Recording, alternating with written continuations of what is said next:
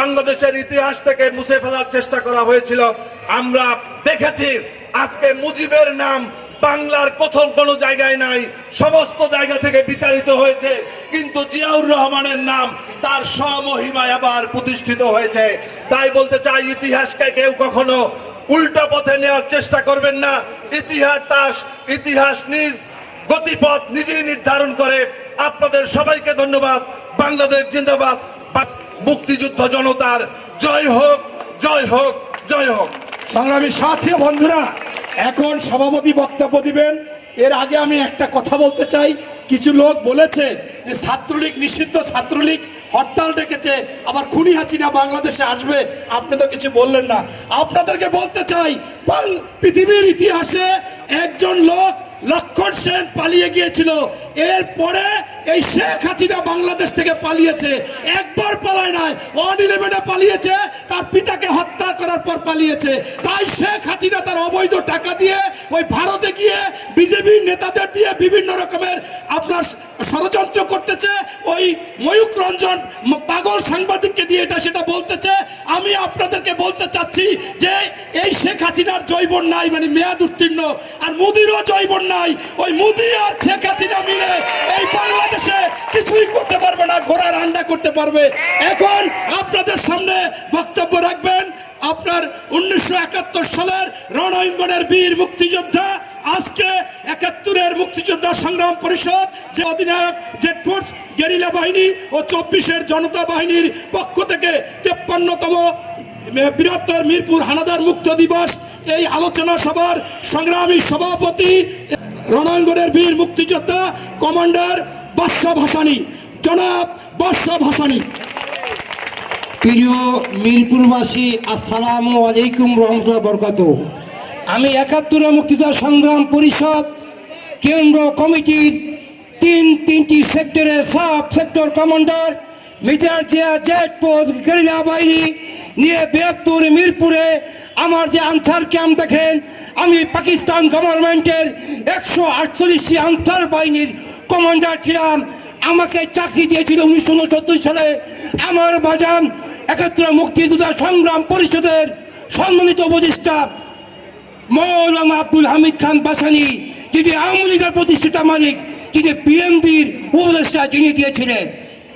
আপনারা বলেন BNP ভাইসাইছে no, BNP জন্ম হয়েছে বাংলাদেশ ন্যাশনাল পার্টি 1972 সালে 30 অক্টোবর, আর বিএনপি বাংলাদেশ জাতীয় দল সৃষ্টি হয়েছে 1978 সালে 1 সেপ্টেম্বর।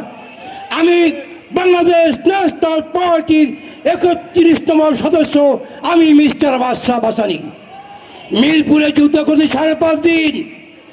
আমার আনসার বাহিনী ছিল, আমি আনসার বাহিনীতে করেছি। আমার আনসার বাহিনী কমান্ডার আবুল হোসেন গুলি খাইছিল। আমার আনসার বাহিনীর সদস্য মোহাম্মদ হুমায়ুন কবিরের বাবা মোহাম্মদ নুরুল ইসলাম গুলি খাইছে। আমি ব্যবসা গুলি খাইছি। মেজর হিমদুদ্দিন যার নামে রোড, সেও গুলি খাইছে 30শে জানুয়ারি। আমাদের বীরাঙ্গনা মহিলা আছে, হিমায়ত বাহিনীর বীরাঙ্গনা মহিলা খন্দকার আমিনা বেগম, উঠে দাও, এই হিমায়ত বাহিনীর বীরাঙ্গনা নারী আছে। কিন্তু আওয়ামী লীগ সরকার বিগত এই যে 17 বছর ইয়েস নো ব্যারিকেড নির্বাচন করেছে, কুত্তা মার্কা নির্বাচন, বহুদিনের স্বামী স্ত্রী নির্বাচন, এই বাংলাদেশের 3য় মুক্তিযুদ্ধ ঘোষণা করেছি আমি মিস্টার বাদশা ভাসানী। 2023 সালে 17 জুলাই 2য় মুক্তিযুদ্ধ ঘোষণা করেছিলাম বাংলাদেশ জাতীয়তাবাদী দল বিএনপি অফিসে। এখন আমি বলতে চাই, 2য় মুক্তিযোদ্ধা আমার ঘোষণা দিয়েছিলেন সেক্টর কমান্ডার বীর জোটের চেয়ারম্যান আমার প্রিয় বন্ধু ডাক্তার মুস্তাফিজুর রহমান ইরান ভাই, তিনিও মুক্তিযোদ্ধা 2য় মুক্তিযুদ্ধ ঘোষণা করেছিলেন।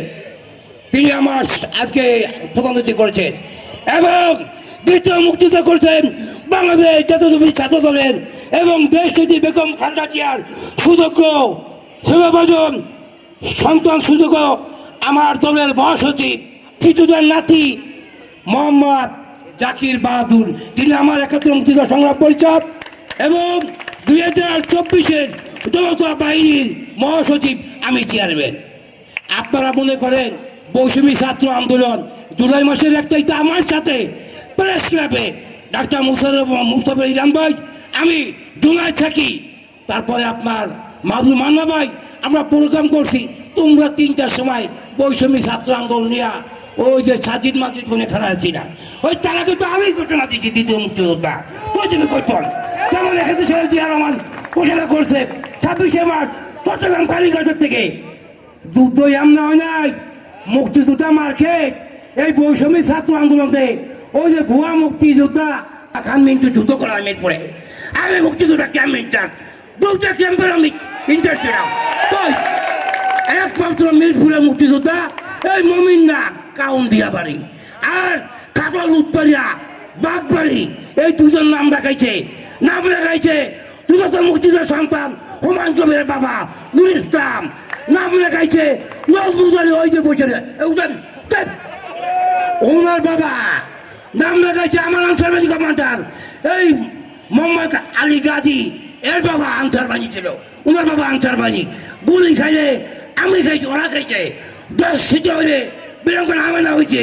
শেখ হাসিনা তো শুধু হয় নাই, শেখ মুজিব মুক্তিযোদ্ধা করে নাই। এই মিরপুরে মাটিতে কোন ভুয়া মুক্তিযোদ্ধা রাজাকার আর নজর আর ছাম কেউ থাকতে পারবে না।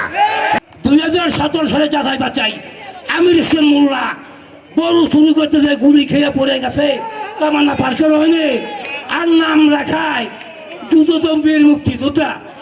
আমি কমান্ডারি করে সেই করছি, কিন্তু আমাদের 214 জন ফাইল চুরি করেছে। কাদের মোল্লার মিথ্যা রাজশাহী আমার 1 লাখ টাকা ছাড়ছে আমির হোসেন মোল্লা আমি যাই নাই। আমি কাদের মোল্লারে তো রক্ষী বাহিনী ফায়ারিং করলো রাইখোলা বাজার কষাই কাদের মোল্লা, পরবেশার কাদের মোল্লারে